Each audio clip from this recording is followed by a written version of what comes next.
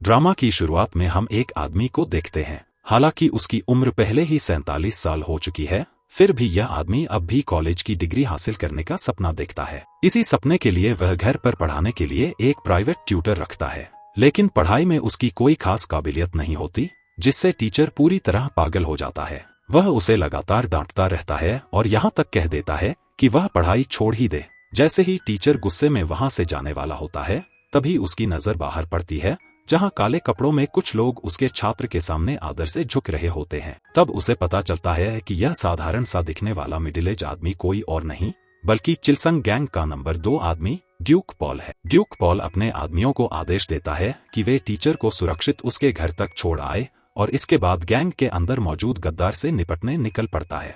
लेकिन हालात तब बिगड़ जाते हैं जब वह गद्दार टीचर को बंधक बना लेता है। ड्यूक पॉल उसे निर्दोष आदमी को छोड़ने का आदेश देता है और आमने सामने की लड़ाई के लिए तैयार हो जाता है। जैसे ही वह खंजर उठाता है, डर के मारे टीचर वहीं बेहोश हो जाता है। आखिरकार ड्यूक पॉल एक जबरदस्त घूंसे से लड़ाई खत्म कर देता है। बाद में वह इमरजेंसी रूम के बाहर बैठकर इंतजार करता है और अपने आदमियों से कहता है कि टीचर का पूरा ख्याल रखा जाए। इंतजार करते हुए वह चुपचाप बेसिक इंग्लिश के शब्द दोहराता रहता है, क्योंकि वह अब भी आने वाली कॉलेज परीक्षा की तैयारी कर रहा होता है। उसी रात ड्यूक पॉल की मुलाकात गैंग लीडर मिस्टर सियो से होती है। सियो रिटायर होना चाहता है और ड्यूक पॉल से कहता है कि वह पढ़ाई छोड़कर संगठन की कमान संभाल ले।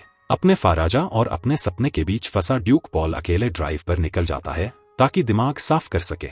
रास्ते में उसकी नजर ओवरपास पर खड़े एक हाई स्कूल के लड़के पर पड़ती है, जो बेहद डरी हुई हालत में कांप रहा होता है। ड्यूक पॉल तुरंत समझ जाता है कि हालात बेहद खतरनाक हैं और वह बिना वक्त गवाए उसकी तरफ दौड़ पड़ता है। उसी पल एक ट्रक तेजी से उनकी ओर बढ़ता है, लेकिन ड्राइवर आखिरी सेकंड में गाड़ी मोड़ लेता है और टक्कर टल जाती है। ड्यूक पॉल जैसे ही उठकर उस लड़के को देखने लगता है, तभी एक दूसरी कार सीधे आकर उसे जोर से टक्कर मार देती है। जब उसे होश आता है तो वह अस्पताल में होता है। वह लड़खड़ाते हुए शीशे के सामने जाता है और वहां जो चेहरा देखता है उसे देखकर सन्न रह जाता है। शीशे में वही लड़का दिखाई देता है जिसे उसने बचाया था। पहले तो उसे लगता है कि यह सब एक सपना है, लेकिन तभी बाहर से गुस्से भरी आवाजें सुनाई देती हैं। ड्यूक पॉल बाहर निकलता है और अपने आदमियों को देखता है, लेकिन तभी उनमें से एक किम उसे जोर से चेहरे पर घूंसा मार देता है। दर्द उसे यकीन दिला देता है कि यह सपना नहीं बल्कि हकीकत है। तभी दूसरा आदमी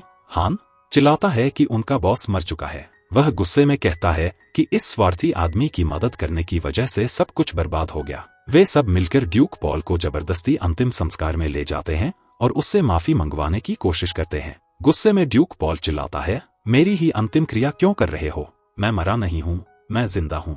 हान इसे मृत व्यक्ति का अपमान बताता है और उसे जिंदा दफनाने की धमकी देता है, लेकिन तभी मिस्टर सियो बीच में आकर सबको रोक देता है। ड्यूक पॉल भागकर मुर्दा घर जाता है, अपनी असली देह में लौटने की आखिरी कोशिश करता है, लेकिन असफल रहता है। डॉक्टर उसे बताता है कि मौत के बाद कोई वापस नहीं लौट सकता, जब तक कि समय खुद उल्टा न बहने लगे। यही बात उसके दिमाग में एक अजीब सा विचार जगा देती है। वह फिर से उसी ओवरपास पर जाता है, उस रात की घटना को दोहराने की कोशिश करता है, लेकिन जब उसकी आंख खुलती है तो 3 दिन बीत चुके होते हैं और उसकी टांग टूटी होती है। वह कब्रिस्तान जाता है और देखता है कि उसका शरीर अब राख में बदल चुका है। यह देखकर वह गहरी सांस लेता है, पूरी तरह टूट चुका होता है। अजीब बात यह होती है कि उस लड़के की आत्मा कहीं दिखाई नहीं देती। उसे डर लगने लगता है कि शायद उसकी वजह से वह लड़का वापस नहीं आ पाया। तभी एक छोटे बालों वाली औरत अस्पताल के कमरे में आती है। ड्यूक पॉल उसे लड़के की मां समझकर शालीनता से बात करता है, लेकिन वह औरत ठंडे लहजे में उसे डांट देती है। वह कहती है कि वह बार बार मुसीबत क्यों खड़ी करता है और क्या उसकी मां ने उसे सिर्फ चेयरमैन का ध्यान पाने के लिए ऐसा करने को कहा है। वह थकी हुई आवाज में कहती है कि वह उसे और उसकी मां को बचाते बचाते पूरी तरह थक चुकी है और जल्दी से वहां से चली जाती है। ड्यूक पॉल पूरी तरह उलझ जाता है। उसे एहसास होता है कि इस लड़के की जिंदगी शायद उसकी सोच से कहीं ज्यादा जटिल है। सच्चाई जानने के लिए वह टैबलेट खोलता है और लड़के की डायरी पढ़ता है। डायरी से उसे पता चलता है कि लड़का स्कूल से कितनी नफरत करता था और कैसे उसने कई बार दुनिया से गायब हो जाने की इच्छा जताई थी। लड़के का नाम आहान होता है और वह स्कूल में होने वाली बदमाशी का शिकार था। कुछ बिगड़े हुए लड़के उससे चोरी करवाते थे और यहाँ तक कि उसे तीरंदाजी के निशाने की तरह इस्तेमाल करते थे।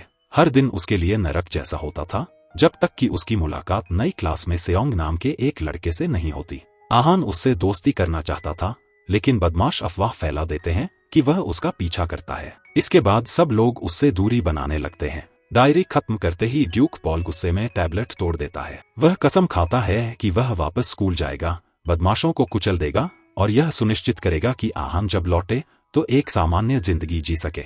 अगले दिन ड्यूक पॉल आहान के घर की घंटी बजाता है। दरवाजा एक मिडिल एज औरत खोलती है और उसके बोलने के ढंग से उसे समझ आ जाता है कि वह घर की नौकरानी है। बातचीत के दौरान उसे पता चलता है कि आहान दरअसल ओके कंस्ट्रक्शन के चेयरमैन का नाजायज बेटा है और उसकी मां मिस सॉन्ग सोफे पर नशे में बेहोश पड़ी है।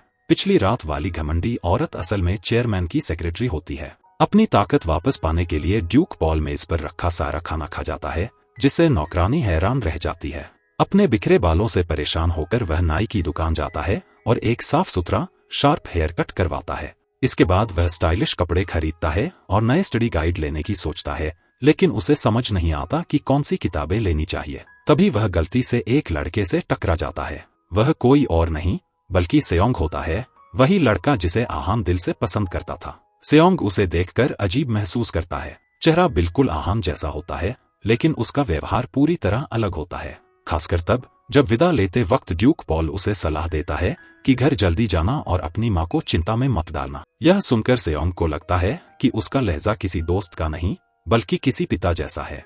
कुछ समय बाद ड्यूक पॉल अस्पताल जाकर अपनी टांग का प्लास्टर हटवाता है और तुरंत कड़ी ट्रेनिंग शुरू कर देता है ताकि इस नए शरीर को मजबूत बना सके। तैयार होते ही वह स्कूल लौटता है, दिल में अजीब सा उत्साह लिए हुए।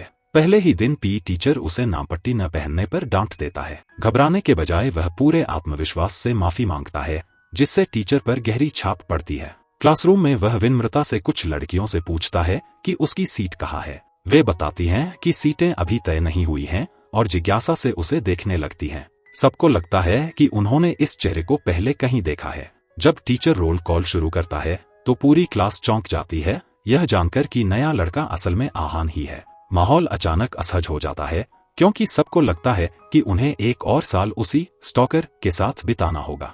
टीचर के जाते ही एक लड़का ड्यूक पॉल को उकसाने आता है। उसकी नामपट्टी देखकर ड्यूक पॉल समझ जाता है कि यह मिन है, वही बदमाश जिसका जिक्र डायरी में था। कुछ ही देर में बदमाशों का एक झुंड उसे खींचकर सुनसान जगह पर ले जाता है, उसे सबक सिखाने के इरादे से। लेकिन ड्यूक पॉल उन्हें गंभीरता से नहीं लेता। वह उन्हें चिढ़ाते हुए कहता है कि सब एक साथ हमला करें। वह पहले एक कमजोर लड़के को गिरा देता है, लेकिन एक ताकतवर बदमाश के सामने उसे दिक्कत होने लगती है। वह अपने गैंग के पुराने लड़ाई के तरीकों पर भरोसा करता है, लेकिन यह नया शरीर उतना फुर्तीला नहीं होता। वह मिन के जबरदस्त वार से बच नहीं पाता।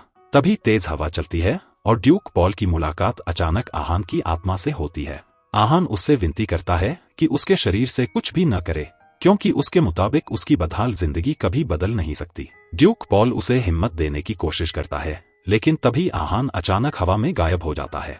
बाद में सेयोंग ड्यूक पॉल को होश में लाता है और उसे सलाह देता है कि वह नर्स के कमरे में जाकर अपने जख्म का इलाज करवा ले, लेकिन ड्यूक पॉल साफ मना कर देता है। सेयोंग उसे चेतावनी देता है कि अगर वह इसी हालत में क्लास में वापस गया तो लोग उससे फिर वैसे ही दूरी बना लेंगे जैसे पहले बनाते थे।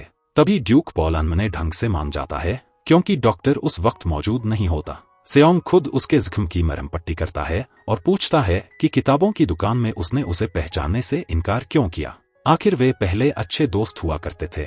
यह सुनकर ड्यूक पॉल सन्न रह जाता है, क्योंकि आहान ने अपनी डायरी में इस बारे में कभी कुछ नहीं लिखा था। घबराहट में वह झूठ बोल देता है कि सिर में चोट लगने की वजह से उसकी याददाश्त चली गई है और उम्मीद करता है कि वे फिर से दोस्त बन सकते हैं। सेयोंग तिरस्कार से हंसता है और कहता है, हम कभी दोस्त थे ही नहीं, तुमने मुझे ब्लैकमेल किया था। दरअसल वह पहले ही समझ चुका होता है कि उसके सामने खड़ा इंसान असली आहान नहीं है। उसकी नजर, उसका लहजा, सब कुछ अलग महसूस होता है। ड्यूक पॉल आगे बहस नहीं करता। वह बस सेयोंग से कहता है कि बेकार की बातों में समय बर्बाद न करे और पढ़ाई पर ध्यान दे। क्लास में लौटकर उसकी नजर लड़कियों की रंग बिरंगी और महंगी स्टेशनरी पर पड़ती है और उसे हल्की सी जलन महसूस होती है। वह उनसे बातचीत शुरू करता है, दोस्ती करने की कोशिश में। स्कूल के बाद वह लड़कियों को अपने लग्जरी कार में बैठने का न्योता देता है और उन्हें शानदार डिनर भी करवाता है। अगले दिन वह तरह तरह के वाटर कलर पेन क्लास में लाता है और जानबूझकर उन्हें दिखाता है, जिससे लड़कियां हंस पड़ती हैं। तभी सेयोंग वहां आता है और सुन लेता है कि लड़कियां ड्यूक पॉल की तारीफ कर रही हैं, उसे समझदार, संवेदनशील और मजेदार बता रही हैं। इससे सेयोंग का शक और गहरा हो जाता है कि ड्यूक पॉल असल में है कौन। पीई क्लास में ड्यूक पॉल शानदार प्रदर्शन करता है और पूरे अंक हासिल करता है। टीचर उसकी अचानक हुई तरक्की देखकर हैरान रह जाता है। ड्यूक पॉल थोड़ी सी चापलूसी करता है और आसानी से टीचर का भरोसा जीत लेता है, लेकिन सेयोंग उसे अब भी शक भरी नजरों से देखता रहता है। क्लास के बाद ड्यूक पॉल देखता है कि सेक्रेटरी स्कूल के अंदर आ रही है। कुछ गड़बड़ समझकर वह तुरंत उसके सामने जाकर रास्ता रोक लेता है और पूछता है कि वह यहाँ क्यों आई है। बिना कुछ कहे वह औरत उसे जोर से थप्पड़ मारती है और बदतमीजी करने पर डांटती है। वह बताती है कि वह उसे बोर्डिंग स्कूल ट्रांसफर करवाने के लिए जरूरी कागजात तैयार करने आई है। ड्यूक पॉल एक कदम आगे बढ़ता है और सख्ती से कहता है, मैं कहाँ जाऊंगा, ये मैं तय करूंगा। फिर वह उसके चश्मे छीनकर जमीन पर रखता है, पैर से कुचल देता है और कहता है,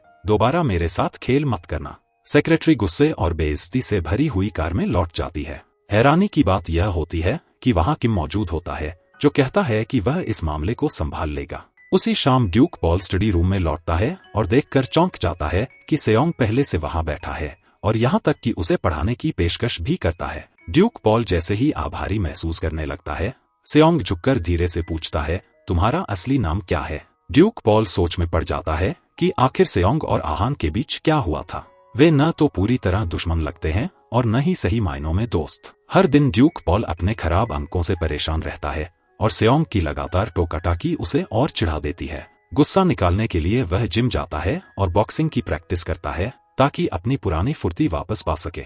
इसके बाद वह बाथ हाउस में आराम कर रहा होता है, तभी दो गुंडे पूल में कूद पड़ते हैं और हंगामा शुरू कर देते हैं। बिना सोचे समझे ड्यूक पॉल एक गुंडे को उसके प्राइवेट पार्ट से पकड़ लेता है और खुद को चिलसंग गैंग का नंबर 2 आदमी बताता है। वह उन्हें चेतावनी देता है कि अगर इस दुनिया में जिंदा रहना है तो थोड़ी तमीज सीखनी होगी। जाने से पहले वह उन्हें कुछ पैसे भी दे देता है। दोनों गुंडे सम्मान से झुकते हैं जब वह वहां से चला जाता है। संयोग से वही दोनों गुंडे किम की नई बनी गैंग के सदस्य होते हैं। वे रिपोर्ट करते हैं कि एक लड़का, जो खुद को ड्यूक पॉल बता रहा था, बहुत अकड़ दिखा रहा था, लेकिन किम इस बात को ज्यादा तवज्जो नहीं देता और उस लड़के को छोड़ देता है। उधर ड्यूक पॉल घर लौटता है और पाता है कि सेयोंग पहले से उसका इंतजार कर रहा है। सेयोंग बताता है कि वह आने वाली मॉक परीक्षा के लिए उसे पढ़ाने आया है। ड्यूक पॉल उससे कहता है कि वह कमरे में इंतजार करे। तब तक वह नशे में धुत मिस सॉन्ग को उसके बेडरूम तक पहुंचा देता है। सेयोंग इस मौके का फायदा उठाकर कमरे की तलाशी लेने लगता है, यह जानने की कोशिश में कि असली आहान कहाँ छिपा है। तभी ड्यूक पॉल अचानक सामने आ जाता है और पूछता है कि उसे उसके पुराने रूप से इतनी दिलचस्पी क्यों है। सेयोंग जवाब देता है कि उसे असली आहान से कुछ कहना है। ड्यूक पॉल उसकी आंखों में अपराध बोध दिखता है और पूछता है कि क्या उसने आहान के साथ कुछ किया था। सेयोंग कोई जवाब नहीं देता। इसके बजाय वह ड्यूक पॉल पर आरोप लगाता है कि उसने आहान की जिंदगी चुरा ली है और क्लासमेट से झूठ बोल रहा है। ड्यूक पॉल झल्लाकर कहता है कि अगर उसे इतनी चिंता थी तो उसे पहले आहान को ढूंढना चाहिए था, उससे पहले कि वह पैदल ओवरपास से कूद जाता। जैसे ही सेयोंग उसे और दबाव में लेने वाला होता है, नीचे से जोर की आवाज आती है। मिस सॉन्ग बेहद अस्थिर हो चुकी होती है और ड्यूक पॉल को थप्पड़ मार देती है। वह उसे थामकर शांत करने की कोशिश करता है, लेकिन वह रोते हुए कहती है कि अगर वह उसके साथ न होती तो वह एक सफल अभिनेत्री बन चुकी होती। ड्यूक पॉल उसे फिर से कसकर पकड़ता है और धीरे से कहता है, अब भी देर नहीं हुई है, तुम वापस जा सकती हो। जाने से पहले सेयोंग चुपचाप ड्यूक पॉल और मिस सॉन्ग के बाल इकट्ठा कर लेता है। ड्यूक पॉल यह सब देख लेता है और साफ शब्दों में कह देता है कि वह पहले ही पढ़ाई, परिवार और स्कूल की बदमाशी से जूझ रहा है और नहीं चाहता कि सेयोंग और मुश्किलें खड़ी करे।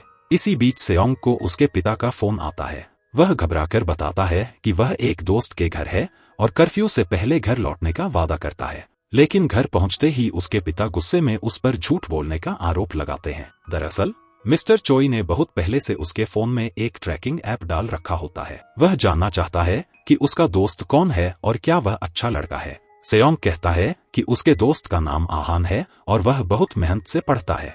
चोई उसे याद दिलाता है कि एक अभियोजक का बेटा होने के नाते उसे कभी झूठ नहीं बोलना चाहिए। अपने कमरे में लौटकर सेयोंग कांपने लगता है, बचपन की उन यादों से परेशान होकर जब उसका पिता उसे डांटता था। अगले दिन ड्यूक पॉल स्कूल पहुंचता है और बदमाशों का एक झुंड उसे घेर लेता है। वे नाराज होते हैं कि वह इन दिनों ज्यादा सिर चढ़ने लगा है और उसे एक वीडियो दिखाते हैं। उस वीडियो में वे आहान को बेरहमी से सताते हैं और उस पर दूध तक डालते हैं। ड्यूक पॉल गुस्से से आग बबूला हो जाता है और फोन को कुचल देता है। मिन उसे और भड़काने की कोशिश करता है, लेकिन ड्यूक पॉल ठंडे लहजे में कहता है, देखते हैं इस बार कौन पिटता है। मिन गुस्से में पहले हमला करता है, लेकिन हैरानी से ड्यूक पॉल उसे एक ही किक में दूर फेंक देता है। फिर वह एक एक करके बाकी सबको गिरा देता है, यहाँ तक कि सबसे ताकतवर लड़के को भी। आखिर में वह जबरदस्त फ्लाइंग किक के साथ लड़ाई खत्म कर देता है। हैरान मिन पूछता है, क्या तुम कोई गैंगस्टर हो? ड्यूक पॉल मुस्कुराता है और कहता है कि वह चिलसंग गैंग का नंबर 2 आदमी है।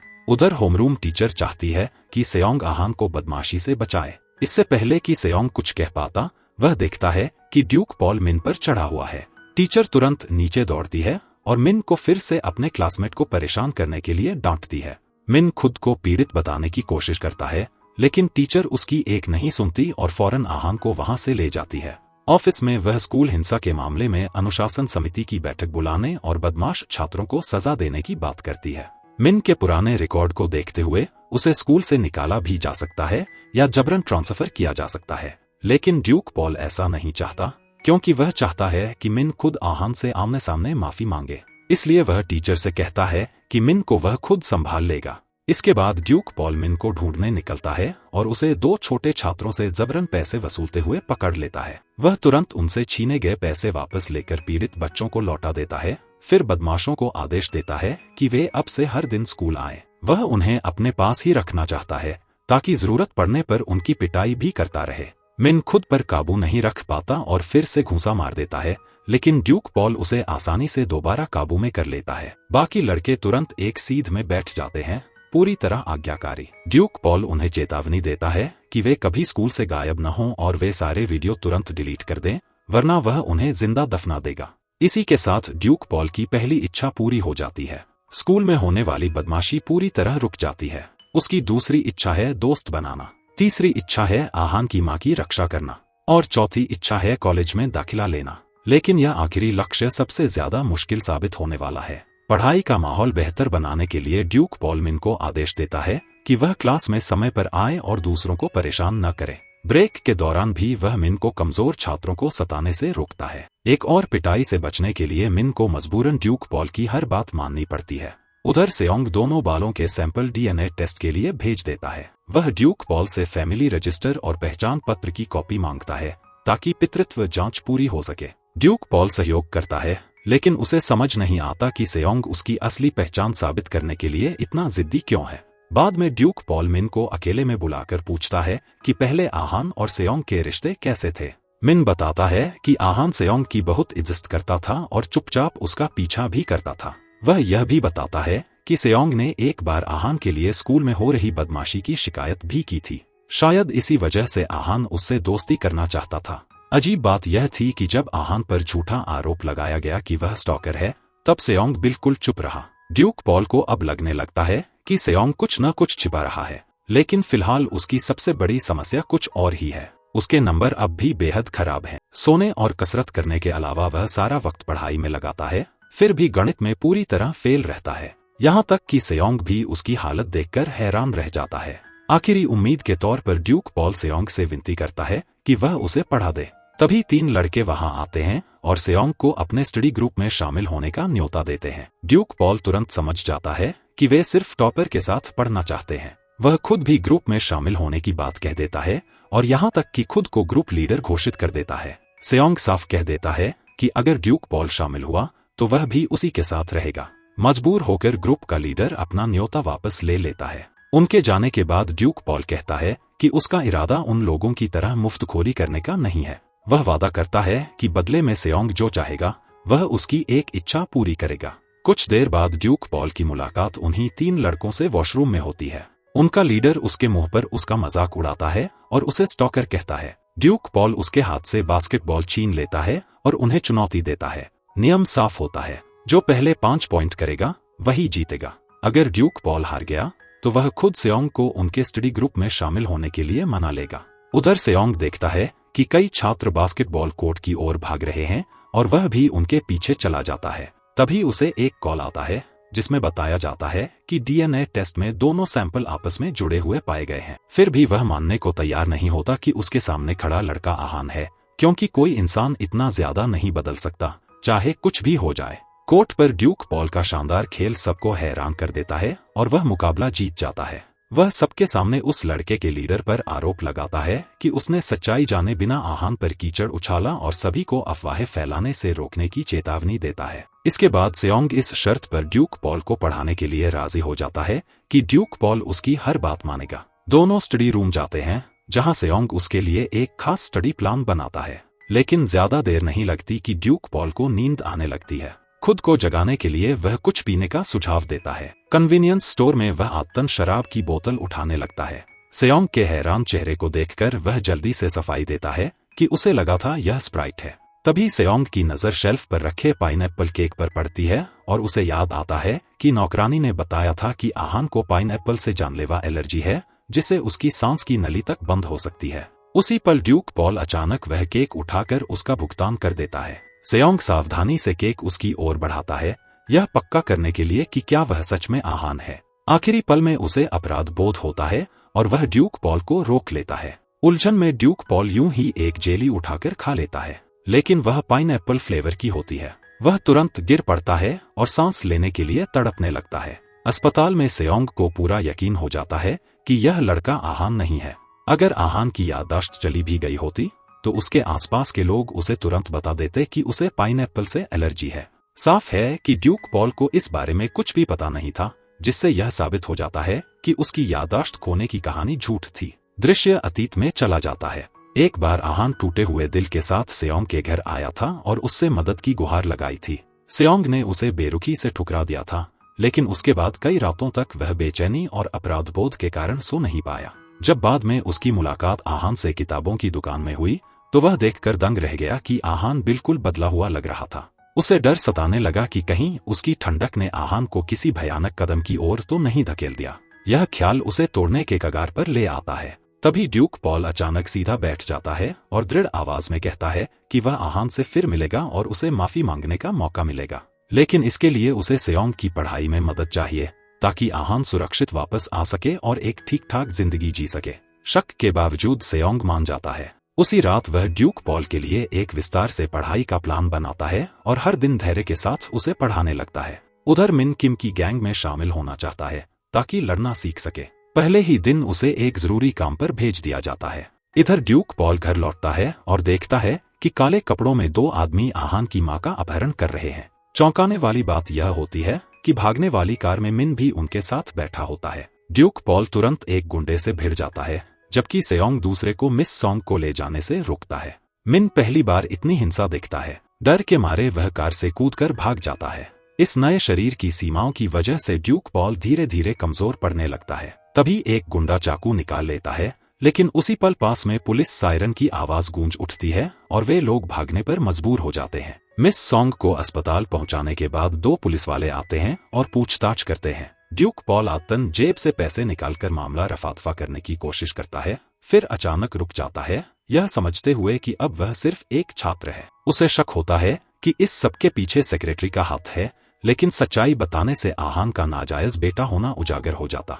इसलिए वह कह देता है कि यह बस कुछ गुंडों की हरकत थी और शिकायत वापस ले लेता है। घर लौटते वक्त ड्यूक पॉल सेओंग से कहता है कि वह घर पर उसके परिवार से टकराने से बचे और अपनी चोटों पर अंडा घुमाए। सेओंग उसके घायल चेहरे को देखता है और उसके सीने में बेचैनी और बढ़ जाती है। जल्द ही मिस्टर चोई को पता चलता है कि उसके बेटे पर सड़क पर हमला हुआ था। वह सेक्योंग को जबरदस्ती साथ लेकर उस जगह पहुंचता है, लेकिन वहां पहुंचने पर चोई को न तो पैरों के निशान मिलते हैं और न ही किसी झगड़े के सबूत। डर से बुरी तरह घिरा हुआ सेक्योंग लगातार अपने नाखून चबाने लगता है, उसे चक्कर आने लगता है और वह बेहोश होकर गिर पड़ता है। अस्पताल में वह तभी आंखें खोलता है जब उसके पिता वहां से चले जाते हैं। उसकी मां फोन करती है और अपने पति से कहती है कि बेटे पर ज्यादा दबाव ना डाले। इस पर वह सफाई देता है कि वह यह सब इसलिए कर रहा है ताकि सेक्योंग भटक न जाए और एक अच्छा इंसान बने। दूसरी ओर ड्यूक पॉल पुलिस स्टेशन जाकर आधिकारिक तौर पर रिपोर्ट वापस ले लेता है। पुलिस वाला उसे बताता है कि उसके घर के सुरक्षा कैमरे खराब थे,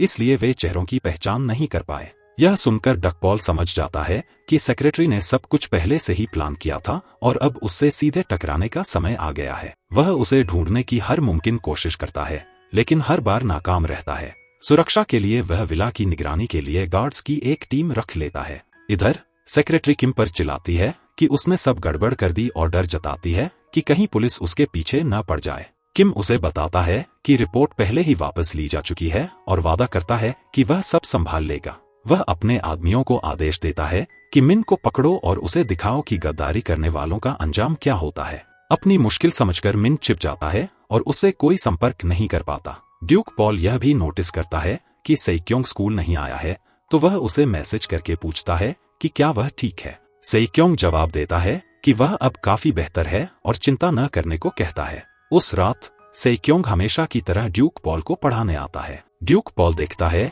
कि उसने अपनी उंगली इतनी बुरी तरह काट रखी है कि उससे खून निकल रहा है और उसे लगता है कि घर पर कुछ हुआ है। सेक्योंग तुरंत बात बदल देता है और उसे अंदर धकेलकर पढ़ाई शुरू करवा देता है। थोड़ी देर बाद सेक्योंग सिर साफ करने के लिए बाहर जाता है। उसे पता है कि उसके पिता ने जरूर पुलिस को फोन किया होगा और वे जल्द ही स्कूल पहुंचेंगे। ड्यूक पॉल को उसे इस लड़ाई में घसीटने का अपराध बोध होता है, इसलिए वह उसे कुछ आत्मरक्षा के दाव सिखाने का फैसला करता है। उसी समय सेक्योंग का पिता चुपके से आहान की पृष्ठभूमि की जांच करता है और पता लगाता है कि वह एक नाजायज बच्चा है जिसे सालों से तंग किया जाता रहा है। उसे यह अजीब लगता है कि 2 साल से क्लासमेट होने के बावजूद ये दोनों लड़के अचानक ही इतने करीब कैसे आ गए। ड्यूक पॉल के घर से लौटते वक्त सेक्योंग रास्ते भर वही चालें दोहराता रहता है जो ड्यूक ने उसे सिखाई थी। तभी वह पास में भटकते हुए मिन को देखता है, लेकिन उसे अनदेखा कर देता है। मिन अपनी जिज्ञासा रोक नहीं पाता और पूछता है कि वे यहाँ क्या कर रहे हैं। तभी उसे एहसास होता है कि पिछली रात जिस महिला का अपहरण हुआ था वह एहियन की मां थी। बाद में वे एक कैफे जाते हैं। डक पॉल मिन को याद दिलाता है कि कल स्कूल आए और क्लास छोड़ना बंद करे। मिन सतर्कता से कुछ दिन पहले हुई लड़ाई के बारे में पूछता है। जब उसे पता चलता है कि केस वापस ले लिया गया है तो वह आखिरकार राहत की सांस लेता है और केक पर टूट पड़ता है, यह कहते हुए कि उसने 2 दिन से कुछ नहीं खाया था। उसे बुरा लगते देख ड्यूक पॉल उसे ढंग से डिनर करने के लिए घर बुला लेता है। खाना खाते वक्त मिन पूछता है कि क्या वह रात वहीं रुक सकता है क्योंकि उसका हीटर बंद है। वह बताता है कि उसके पिता काम के सिलसिले में बाहर हैं, उसकी मां उन्हें छोड़ चुकी है और उसकी बहन एक हेयर सैलून में अप्रेंटिस के तौर पर रहती है। ड्यूक के मान जाने पर सेक्योंग भी वहीं रुकने की इजाजत मांग लेता है। बाद में मिन बालकनी में सिगरेट पीने जाता है। सेक्योंग उसके पीछे बाहर आता है और उससे पूछता है कि आहान की मां का अपहरण करने की कोशिश किसने की थी। वह बताता है कि उसने उस रात मिन को उसी वैन से उतरते देखा था और शक करता है कि मिन यहाँ यह देखने आया है कि कहीं पुलिस उसके पीछे तो नहीं। मिन अपना बचाव करते हुए कहता है कि उसने महिला का अपहरण नहीं किया और वही था जिसने पुलिस को फोन किया था। उसका ठंडा रवैया सेक्योंग को गुस्सा दिला देता है और वह उसे रेलिंग से जा पटकता है। तभी डक पॉल बाहर आ जाता है और पूछता है कि असली मास्टरमाइंड कहाँ छिपा है। कोने में फंसकर मिन मान लेता है कि किम उसका बॉस है और वे जगह बता देता है जहां किम अक्सर जाता है। ड्यूक पॉल को कभी उम्मीद नहीं थी कि उसका अपना अधीनस्थ इतना गंदा काम करेगा।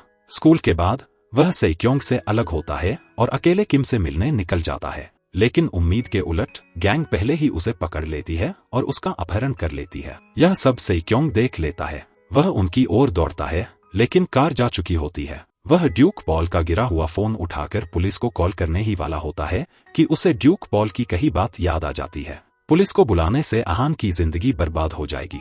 वह कॉल काट देता है और असमंजस में पड़ जाता है कि क्या अपने पिता से मदद मांगे। उधर ड्यूक पॉल को एक अंधेरे गोदाम में घसीट लाया जाता है। जब उसके सिर से हुड हटाया जाता है तो वह अपने कभी वफादार अधीनस्थ को सामने खड़ा देखता है। ड्यूक पॉल आत्मविश्वास से खड़ा होकर जवाब मांगता है। किम उसे उस लड़के के रूप में पहचान लेता है जो उनके बॉस की मौत के लिए जिम्मेदार था और तुरंत अपने आदमियों को हमला करने का आदेश देता है। ड्यूक आसानी से कमजोर लोगों को संभाल लेता है, लेकिन जब उसका सामना हान से होता है जो काफी मोटा हो चुका है तो वह उस पर भारी पड़ता है और ड्यूक बेहोश हो जाता है। क्लासरूम में बदमाश मिन को बताते हैं कि गैंग दोबारा आहान के घर जाने की योजना बना रही है। वे मिन पर मिशन के बीच में भाग जाने का आरोप लगाते हैं और उसे सजा देने के लिए वापस ले जाने की बात करते हैं। मिन तुरंत भाग निकलता है, लेकिन बस स्टॉप पर उसकी टक्कर सेक्योंग से हो जाती है और वह उसे भी साथ खींच लेता है। पीछा छुड़ाने के बाद मिन बताता है कि गैंग फिर से आहान की मां का अपहरण करने वाली है। सेक्योंग चौंक जाता है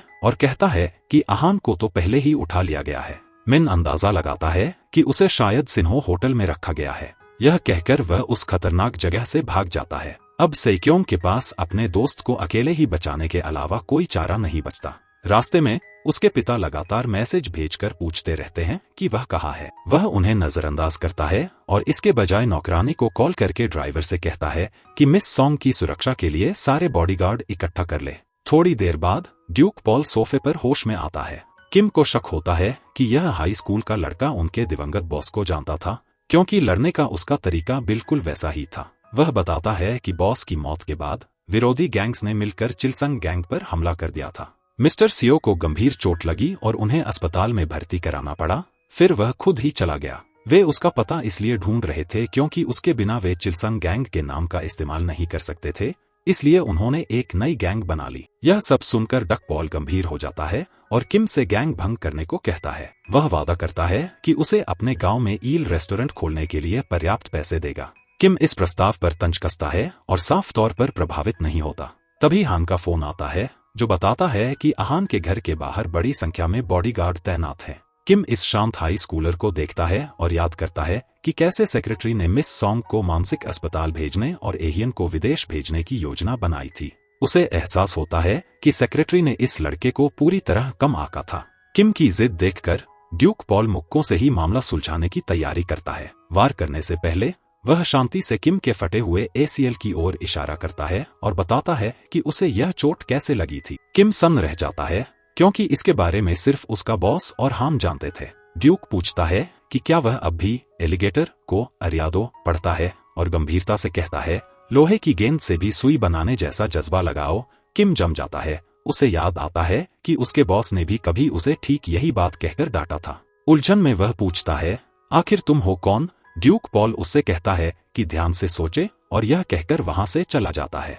इसी बीच सेक्योंग गैंग के ठिकाने पर पहुंच जाता है और उसका पिता उसकी लोकेशन ट्रैक करते हुए थोड़ी ही देर बाद वहां आ जाता है। दरअसल यह एक रेस्क्यू मिशन होता है जिसे सेक्योंग ने बहुत सावधानी से प्लान किया था ताकि पुलिस को बिना बताए अपने दोस्त को बचाया जा सके। सौभाग्य से ड्यूक पॉल बिल्कुल सुरक्षित बाहर आ जाता है और शालीनता से सेक्योंग के पिता का अभिवादन करता है, लेकिन मिस्टर चोई उसे नजरअंदाज करते हुए सीधे अंदर चले जाते हैं। वह किम को अपना अभियोजक वाला विजिटिंग कार्ड थमाते हैं और सख्त आदेश देते हैं कि अगर उसने मिस सॉन्ग का अपहरण करना बंद नहीं किया तो वह पूरी गैंग के खिलाफ एक व्यापक जांच शुरू कर देंगे। किम के पास कोई विकल्प नहीं बचता और वह अपने सभी आदमियों को वापस बुला लेता है। उधर ड्यूक घर लौटता है और चारों तरफ बॉडीगार्ड्स को देखकर चौंक जाता है। नौकरानी उसे बताती है कि यह सब सेक्योंग ने ही इंतजाम किया है। ड्यूक उसे मैसेज करके धन्यवाद कहता है और साथ में पढ़ाई करने का न्योता देता है, लेकिन सेक्योंग नहीं आता। इसके बजाय वह पार्क में मिलने के लिए कहता है। वहां वह माफी मांगता है और बताता है कि अब वह उसे ट्यूशन नहीं दे सकता और उससे दूरी बनाए रखनी होगी। पता चलता है कि उस रात उसके पिता ने अहान को बचाने के लिए तोहा कर दी थी, लेकिन शर्त यह रखी थी कि सेक्योंग हमेशा के लिए ड्यूक से दूर रहेगा। सेक्योंग के पास मानने के अलावा कोई रास्ता नहीं था। ड्यूक पॉल खुद को दोष देता है कि उसने उसे और उसके परिवार को खतरे में डाल दिया, लेकिन सेक्योंग उसे बिल्कुल भी दोष नहीं देता। वह वादा करता है कि पढ़ाई में मदद करता रहेगा और उसे एक और निजी नंबर भी देता है। बाद में अपने पिता के इंतजाम से सेक्योंग को एक बड़े अधिकारी के पोते के साथ पढ़ने के लिए मजबूर किया जाता है, वही लड़का जो कभी बास्केटबॉल मैच में ड्यूक पॉल से हार चुका था। PE क्लास के दौरान ड्यूक पॉल कुछ ऐसे आवारा लड़कों को देखता है जो पहले मिन के साथ रहा करते थे।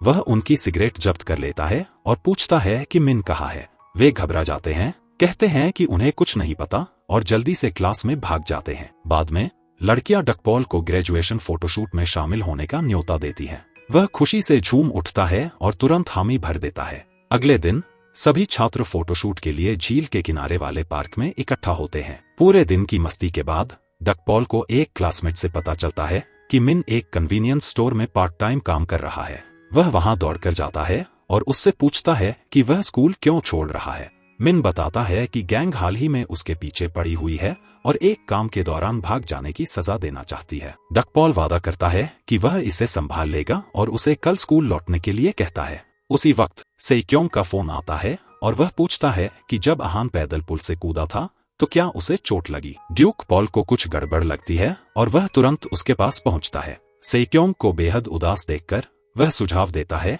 कि वे कुछ ऐसा करें जो उसने पहले कभी न किया हो। वे ट्रेन में बैठते हैं और ड्यूक पॉल नोटिस करता है कि किम और हान भी उसी ट्रेन में हैं। वह उन्हें बेनकाब नहीं करता, इसके बजाय वह सेक्योंग को समंदर के किनारे ले जाता है। सेक्योंग उत्साहित बच्चे की तरह समुद्र की ओर दौड़ पड़ता है। यह उसकी जिंदगी में पहली बार होता है जब वह समुद्र देख रहा होता है और वह बेहद खुश होता है। इसके बाद वे साथ में शॉपिंग करते हैं, साइकिल चलाना सीखते हैं और लंबे समय बाद सुकून भरे पल बिताते हैं। इस बीच किम और हान दूर से उन पर नजर रखते रहते हैं, एहियन को एयरपोर्ट भेजने का मौका तलाशते हुए। चूंकि दोनों लड़के नाबालिग होते हैं, वे होटल में चेक इन नहीं कर सकते। ड्यूक पॉल एक परिचित सराय में जाता है, लेकिन मालिक फिर से मना कर देता है। ड्यूक पॉल उसे याद दिलाता है कि उसी ने उसकी यह जगह वापस दिलाई थी और यह भी कहता है कि उसके पास अब सिर्फ एक ही गेंद बची है।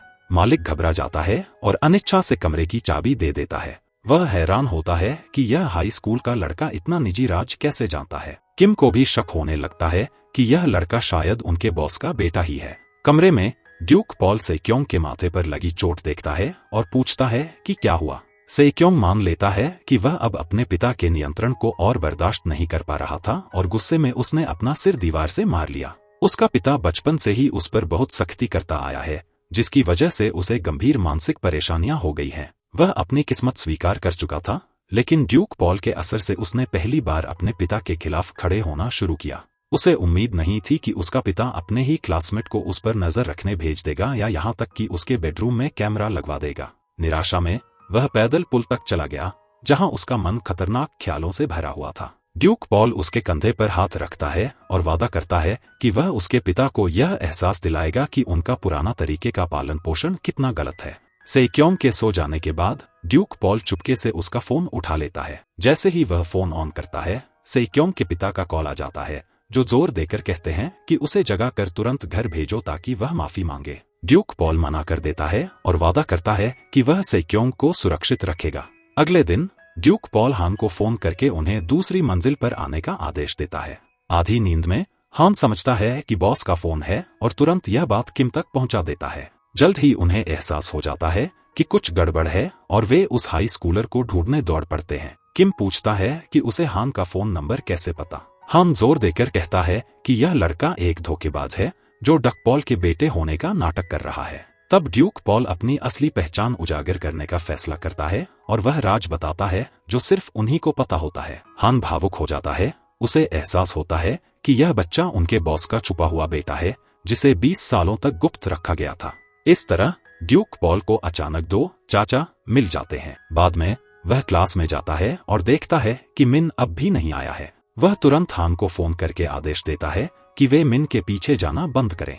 लेकिन जैसे ही एक समस्या सुलझती है, दूसरी सामने आ जाती है। सेक्योंग के पिता अचानक स्कूल पहुंच जाते हैं और ड्यूक पॉल पर आरोप लगाते हैं कि उसने उनके बेटे को रात भर बाहर भटकाया। भारी दबाव में सेक्योंग लगभग बेहोश हो जाता है और उसे नर्स के कमरे में ले जाया जाता है। ड्यूक पॉल इस मौके का इस्तेमाल करके मिस्टर चोई से अकेले में सामना करता है और उन पर जरूरत से ज्यादा सख्त होने और गंभीर भावनात्मक नुकसान पहुंचाने का आरोप लगाता है, लेकिन चोई इतने जिद्दी होते हैं कि बातचीत आगे बढ़ ही नहीं पाती। थोड़ी देर बाद सेक्योंग होश में आता है और देखता है कि ड्यूक पॉल उसके पास बैठा है। ड्यूक पॉल उसे अपने पिता से ईमानदारी से बात करने के लिए प्रोत्साहित करता है, क्योंकि संवाद ही एकमात्र असली समाधान है। बाद में वे स्टडी रूम जाते हैं, जहां एक लड़की ड्यूक पॉल को एक ड्रिंक देती है। वह नोट पढ़ता है और हंसते हुए कहता है कि उसकी पसंद उससे मिलती है। अगली सुबह मिस सॉन्ग घर पर दवा लेने के लिए सेक्रेटरी को ढूंढते हुए हंगामा करने लगती है। उसे शांत करने के लिए ड्यूक पॉल खुद दवा लाने के लिए तैयार हो जाता है। फार्मेसी में डॉक्टर उसे बताता है कि ये दोनों दवाइयां एक साथ नहीं ली जा सकती, क्योंकि इससे उसके लक्षण और बिगड़ जाएंगे। ड्यूक पॉल तुरंत समझ जाता है कि सेक्रेटरी जानबूझकर मिस सॉन्ग को नुकसान पहुंचा रही थी। वह किम को फोन करके पूछता है कि सेक्रेटरी कहाँ है। किम बताता है कि उसे कोई जानकारी नहीं है, क्योंकि हमेशा वही पहले उनसे संपर्क करती थी। फोन रखते ही सेक्रेटरी सामने आ जाती है। किम उसे बताता है कि गैंग जल्द ही भंग होने वाली है और वे अब उसके गंदे काम नहीं करेंगे। वह उसे एहसान फरामोश कहकर आरोप लगाती है। अतीत में मिस्टर सियो बुरी तरह घायल हो गए थे और किम के पास सर्जरी के पैसे नहीं थे। सेक्रेटरी ने मदद की पेशकश की थी, लेकिन बदले में किम से अपने आदेश मानने की शर्त रखी थी। मगर अब उसका दुश्मन उनके बॉस का बेटा है, इसलिए किम उसकी मदद करने से इनकार कर देता है। वह उसे 3 दिन का वक्त देता है कि आहान और नील से माफी मंगवाए। इसके बाद वह अपने आदमियों को उसे घसीटकर बाहर ले जाने का आदेश देता है। बाहर सेक्रेटरी कुछ छात्रों को एहियन के बारे में बात करते हुए सुन लेती है। उसे समझ आ जाता है कि ये सब उसके क्लासमेट हैं, तो वह उनके पास जाती है और किसी तरह उन्हें अपने लिए कुछ करने को मनाने की कोशिश करती है। उसी दौरान ड्यूक पॉल स्कूल पहुंचता है और वहां के भारी तनावपूर्ण माहौल को महसूस करता है। कुछ लड़कियां उससे पूछती हैं कि क्या उसने सच में सेक्योंग को परेशान किया था और जबरदस्ती शराब पिलाई थी। हैरान ड्यूक पॉल को जल्द ही पता चलता है कि उसके खिलाफ स्कूल वायलेंस कमेटी में शिकायत दर्ज कर दी गई है। इसी बीच मिस्टर चोई ड्यूक पॉल पर आरोप लगाते हैं कि उसने उनके बेटे को बहला फुसलाकर रात बाहर रुकवाया, लगातार अपने क्लासमेट्स को तंग किया और यहाँ तक कि गैंगस्टर्स से भी जुड़ा रहा। वह चेतावनी देते हैं कि अगर स्कूल इस मामले को ठीक से नहीं संभाल पाया तो वह इसे सीधे अभियोजन विभाग तक ले जाएंगे। ड्यूक पॉल सेक्योंग को फोन करने की कोशिश करता है, लेकिन संपर्क नहीं हो पाता। तभी पुलिस का फोन आता है कि उसकी क्लास के कई लड़कों ने उस पर स्कूल बुलिंग का आरोप लगाया है। अचानक आई इस मुसीबत से वह बुरी तरह दबाव में आ जाता है। वह अभी घबराया ही होता है कि सेक्रेटरी का कॉल आता है और वह उससे मिलने को कहती है। वह मान लेती है कि उसने उन लड़कों को रिश्वत दी थी और उसे धमकी देती है कि या तो वह विदेश जाकर पढ़ाई करे या फिर जुवेनाइल डिटेंशन जाए, वरना वह उसकी मां को हमेशा के लिए गायब कर देगी। उधर सेक्योंग स्कूल पहुंचता है और उसे पता चलता है कि उसके पिता ने क्या किया है। वह जल्दी से सबको समझाता है कि उसने प्रिंसिपल के साथ गलतफहमी सुलझा ली है और उम्मीद करता है कि उसके क्लासमेट्स उसे गलत न समझें। ड्यूक पॉल पूछता है कि आखिर चल क्या रहा है। सेक्योंग उसे चिंता न करने को कहता है और वादा करता है कि यह सब उसी की वजह से शुरू हुआ था, इसलिए वह इसे ठीक करेगा। तभी मिन क्लासरूम में आता है और पूछता है कि क्या ड्यूक पॉल पर मुकदमा चलने वाला है। ड्यूक पॉल बता देता है कि इसके पीछे सेक्रेटरी का हाथ है। जब उसे पता चलता है कि वे बदमाश पूल हॉल में हैं, तो वह तुरंत वहां पहुंचता है। वह उन्हें समझाता है कि इस पूरे मामले में उन्हें सिर्फ इस्तेमाल किया जा रहा है। वह वादा करता है कि अगर वे अपनी शिकायत वापस ले लें और स्कूल लौट आए तो वह इस बात को आगे नहीं बढ़ाएगा। लेकिन लड़के जोर देते हैं कि सेक्रेटरी उन्हें बचा लेगी। वे मिन को भी अपनी तरफ करने की कोशिश करते हैं और यहाँ तक कि एक नकली मेडिकल इंजरी रिपोर्ट भी बना लेते हैं। मिन उन्हें बेशर्म कहता है, लेकिन वे याद दिलाते हैं कि सबसे पहले एहियन को परेशान करने वाला वही था। अपने पिछले सारे कामों को याद करके मिन चुप हो जाता है। इसी दौरान ड्यूक पॉल खुद को बेगुनाह साबित करने के लिए सबूत ढूंढने लगता है। वह अपने दोनों चाचाओं को आदेश देता है कि वे सेक्रेटरी का पता लगाए, क्योंकि असली गुनहगार वही है। अहान की मां को बचाने के लिए वह योजना बनाता है कि सेक्योंग के पिता के सामने सेक्रेटरी की सच्चाई उजागर करेगा और उसे पूरी तरह खत्म कर देगा। उधर मिस्टर चोई को पता चलता है कि उनके बेटे ने स्कूल वायलेंस कमेटी रद्द करने की अर्जी दी है और वह आग बबूला हो जाते हैं। वह सेक्योंग से कहते हैं कि वह हर हाल में अहान को जुवेनाइल डिटेंशन भिजवाएंगे ताकि वह फिर कभी इस स्कूल में कदम न रख सके। काफी सोच विचार के बाद सेक्योंग मिन के पास जाता है और उससे कहता है कि वह अहान के साथ हुई बुलिंग का वीडियो ढूंढे और अभियोजन को सच बताए। मिन डरता है कि ऐसा करने से वह खुद जुवेनाइल डिटेंशन चला जाएगा। सेक्योंग उसे बताता है कि अहान ने एक बार मिन की किडनैपिंग में भूमिका छुपाई थी और शिक्षकों को स्कूल वायलेंस कमेटी बनाने से भी रोका था। वह उम्मीद करता है कि मिन के अंदर ज़मीर जागे और वह एहियन के लिए गवाही दे। ये बातें मिन के दिल में गहरा असर डालती हैं। उसी रात वह अहान के पास जाता है, उसके सामने घुटनों के बल बैठकर माफी मांगता है और स्वीकार करता है कि वह डरा हुआ है और गवाही देने की हिम्मत नहीं जुटा पा रहा। ड्यूक पॉल उसे उठाता है और वादा करता है कि वह मिन को जुवेनाइल डिटेंशन नहीं जाने देगा। बस उसकी यही उम्मीद है कि जब असली अहान लौटे तो मिन उससे आमने सामने माफी मांगे। इसके बाद ड्यूक पॉल मिन को घर ले जाकर खाना खिलाता है और कहता है कि अब से वह समय पर स्कूल जाएगा और दूसरे छात्रों को परेशान करना बंद करेगा। यह छोटी सी दयालुता मिन के दिल को छू जाती है और उसे गहरे अपराध बोध से भर देती है। घर पहुंचकर वह पहली बार फूट फूट कर रोता है। अगले दिन ड्यूक पॉल और सेक्योंग साथ में अभियोजक के कार्यालय जाते हैं। सेक्योंग उसके पक्ष में गवाही देना चाहता है, लेकिन उसका पिता उसे जबरदस्ती वहां से ले जाता है। तभी अचानक मिन वहां आ जाता है। डक पॉल उससे पूछता है कि वह क्यों आया, जबकि उसने वादा किया था कि उसका नाम नहीं लेगा। उधर बदमाश खुद को सुरक्षित समझकर मुस्कुरा रहे होते हैं। अचानक मिन उनका बैग छीनकर डक पॉल की ओर फेंक देता है और एक पासवर्ड चिल्लाता है। ड्यूक पॉल तुरंत बाहर जाता है, बैग में रखा टैबलेट खोलता है और उसमें दर्जनों वीडियो पाता है जिनमें वे लड़के एहियन को परेशान करते दिख रहे होते हैं। इन सबूतों के साथ ड्यूक पॉल बेगुनाह साबित हो जाता है और मिन स्वीकार करता है कि वही असल आरोपी है। ड्यूक उससे पूछता है कि उसने ऐसा क्यों किया। मिन कहता है कि उसे यह बहुत गंदा लगा कि एक बेगुनाह को जेल भेजा जा रहा था। वह जोड़ता है कि उसे तभी थोड़ा कम बदकिस्मत महसूस होता है जब असली गुनहगार को सजा मिलती है। वह मान लेता है कि वह उस मौके के लायक नहीं है जो ड्यूक पॉल ने उसे दिया। कुछ ही देर बाद पुलिस मिन और बाकी बदमाशों को ले जाती है। वे अब भी उम्मीद लगाए रहते हैं कि सेक्रेटरी उन्हें बचा लेगी, लेकिन तभी उन्हें पता चलता है कि उनके वकील ने भी उनका साथ छोड़ दिया है। उसी पल मिन को आहान की आत्मा दिखाई देती है।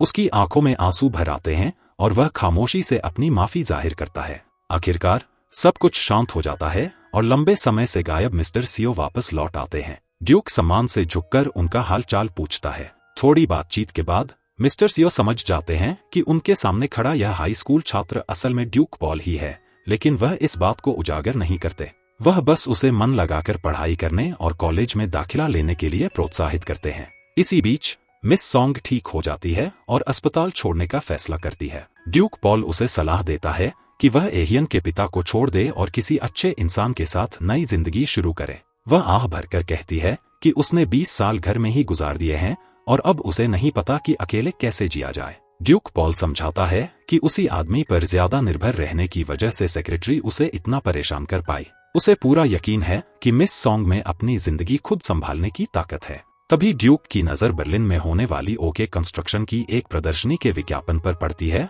और वह तुरंत एयरपोर्ट की ओर निकल पड़ता है। रास्ते में वह अपने दोनों चाचाओं को फोन करता है और बताता है कि चेयरमैन बर्लिन से लौट चुके हैं और 1 घंटे में एयरपोर्ट पहुंचने वाले हैं। वह उनसे सेक्रेटरी को पकड़ने में मदद करने को कहता है। जैसे ही विमान लैंड करता है, सेक्रेटरी अपने वकील को फोन करती है, लेकिन उसे पता चलता है कि आहान पर लगे सारे आरोप हटा दिए गए हैं। उसी पल डक पॉल उनका रास्ता रोकता है और चेयरमैन को एक चीनी रेस्टोरेंट में निजी बातचीत के लिए बुलाता है। सेक्रेटरी भागने की कोशिश करती है, लेकिन वह उसे खींचकर चेयरमैन के सामने ले आता है। ड्यूक पॉल सब कुछ उजागर कर देता है कि कैसे सेक्रेटरी ने आहान को स्कूल वायलेंस केस में आरोपी बनवाया, उसकी मां को दवाइयों से नुकसान पहुंचाया और यहां तक कि गैंगस्टर्स को उसे अगवा करने के लिए किराए पर लिया। वह बताता है कि उसने यह सब इसलिए किया क्योंकि वह चेयरमैन की इकलौती पत्नी बनना चाहती थी। घबराकर सेक्रेटरी सफाई देने की कोशिश करती है, लेकिन उसकी बातें चेयरमैन को और यकीन दिला देती हैं कि वह दोषी है। उसे डर होता है कि अगर यह सब बाहर आ गया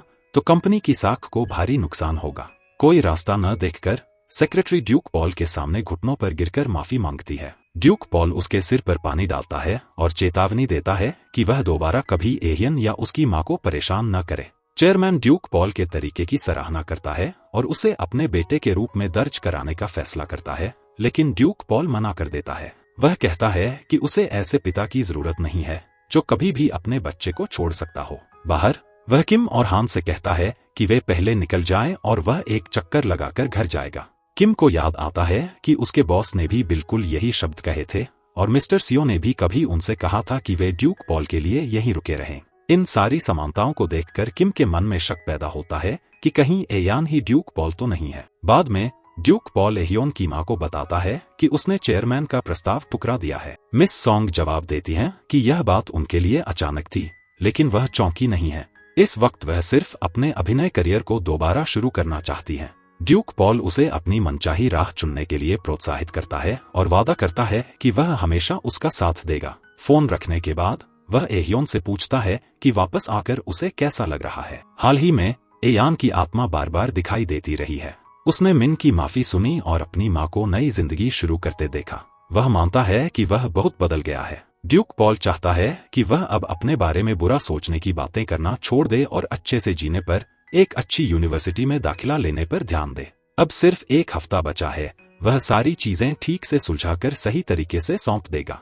ड्यूक पॉल सबसे पहले स्कूल लौटकर अपने दोस्तों से आखिरी बार विदा लेता है। फिर वह सेक्योंग को अपनी राख के पास ले जाता है और आखिरकार अपनी असली पहचान बता देता है। वह समझाता है कि उसने आहान को बचाते हुए ओवरपास से कूदकर जान दे दी थी और उसके बाद उसकी आत्मा एयान के शरीर में चली गई। तभी असली एयान प्रकट होता है और सेक्योंग को कसकर गले लगा लेता है। एक फ्लैशबैक में दिखाया जाता है कि कैसे आहान ने सेक्योंग से अपने पिता से मदद मांगने की गुहार लगाई थी, क्योंकि सिर्फ एक अभियोजक ही उन गुंडों को सजा दिला सकता था। सेक्योंग ने मना कर दिया था क्योंकि वह इस बात से नाराज था कि उसने एयान की मदद की थी, फिर भी वह इतना बेबस बना रहा।